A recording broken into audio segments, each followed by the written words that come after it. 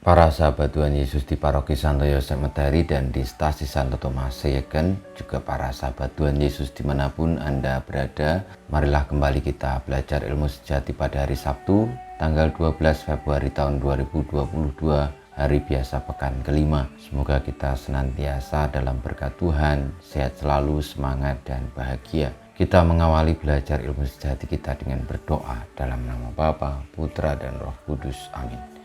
Allah Bapa yang Maha Murah, kami bersyukur atas penyelenggaraan hidup kami. Bimbinglah kami agar dapat beribadah dalam kebenaran dan mengalami Yesus sebagai kebenaran hidup kami. Sebab Dialah yang hidup dan berkuasa, yang bersama dengan Dikau dalam persatuan Roh Kudus, Allah sepanjang segala masa. Amin. Para sahabat Tuhan Yesus terkasih, kita akan belajar ilmu sejati dari Injil Yesus Kristus menurut Markus bab 8 ayat 1 sampai dengan 10. Sekali peristiwa, sejumlah besar orang mengikuti Yesus. Karena mereka tidak mempunyai makanan, Yesus memanggil murid-muridnya dan berkata, "Hatiku tergerak oleh belas kasihan kepada orang banyak ini. Sudah 3 hari mereka mengikuti aku dan mereka tidak mempunyai makanan. Jika mereka kusuruh pulang ke rumahnya dengan lapar, mereka akan rebah di jalan, sebab ada yang datang dari jauh." Murid-muridnya menjawab, "Bagaimana di tempat yang sunyi ini orang dapat memberi mereka roti sampai kenyang?" Yesus bertanya kepada mereka, "Berapa roti yang ada padamu?" Jawab mereka, 7. Lalu Yesus menyuruh orang banyak itu duduk di tanah. Sesudah itu Yesus mengambil ke-7 roti itu, mengucap syukur, lalu memecah-mecahkannya dan memberikannya kepada murid-muridnya untuk dibagi-bagikan. Dan mereka memberikannya kepada orang banyak. Mereka mempunyai juga beberapa ikan. Sesudah mengucap berkat atasnya, Yesus menyuruh supaya ikan itu juga dibagi-bagikan. Dan mereka makan sampai kenyang. Kemudian orang mengumpulkan potongan-potongan roti yang sisa, sebanyak 7 bakul. Mereka itu ada kira-kira 4.000 orang. Lalu Yesus menyuruh mereka pulang. Akhirnya Yesus segera naik ke perahu dengan murid-muridnya dan bertolak ke daerah Dalmanuta. Demikianlah sabda Tuhan, terpujilah Kristus.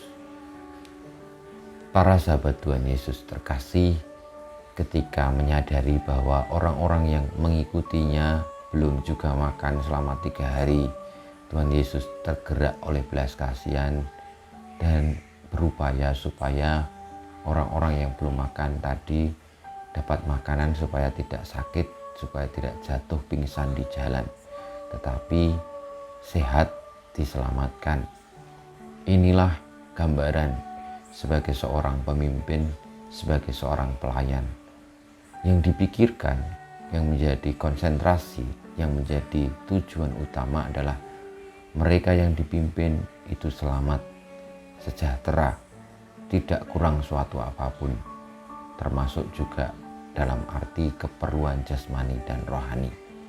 Semoga kita semua di dalam menjalani hidup ini menjadi orang-orang yang peka, yang berani untuk menjadi pemimpin dan pelayan dengan peka keperluan yang menjadi cara bagi kesejahteraan orang lain. Karena itulah yang menuntun kita untuk menjadi pribadi-pribadi sebagaimana Kristus dan murid-muridnya. Saudara-saudariku, marilah di dalam situasi pandemi ini kita memiliki hati seperti hati Yesus yang tergerak oleh belas kasihan dan mau peduli demi keselamatan sesama, bukan karena ingin dipuji tetapi karena memang menjadi panggilan sejati untuk kebahagiaan bersama, tidak hanya sendiri. Kita mohon berkat Tuhan, kemuliaan kepada Bapa dan Putra dan Roh Kudus seperti pada permulaan sekarang selalu dan panjang segala abad. Amin. Ya Yesus, jadikanlah hati kami seperti hati-Mu.